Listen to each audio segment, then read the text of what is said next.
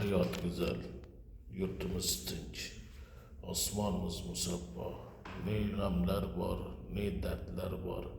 Bu tinch yurtda u g'amlar ham, u dardlar ham bilinmay ketadi. Shunday ekan, har qanday holatda ham shukronalik hissi bilan yashaylik azizlar. Shukr qilsak, albatta baxtli bo'lamiz. Yurtimiz tinch, osmonimiz musaffo bo'lsin. Eng muhimi, yurtboshimiz sog' salomat bo'lsinlar. Birgalikda ota-onalarimiz, boboy buvilarimiz ham salomat bo'lsin. Chunki ular bor, duogo'ylarimiz bor. Demak, Allohning nazari tushgan yurt, Allohning nazari tushgan jannat makon O'zbekistonimiz gullab yashnamoqda. Shunday ekan, barchangizni mana shunday shukronalik hissi bilan chin qalbimdan tabriklayman.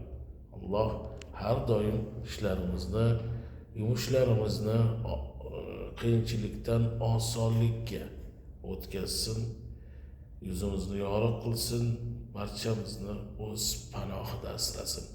Samimiyatga yo'rilgan samimiy dilizkorlar, bularning barchasi albatta siz azizlar uchun.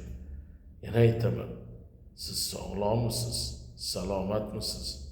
Demak, bilingki, siz baxtlisiz. Qarang, umuman ko'rmaydigan insonlar ham kerak bo'lsa shukr qilib yashayapti. Yura olmaydiganlar ham shukrona hissi bilan yashayapti. Xullas, har qanday dard chekayotgan inson ham shukr qilyapti. Biz qalbimiz go'zalligini, sofligini hech qachon unutmaylik. Shukr va mehr muhabbat doim hamrohingiz bo'lsin.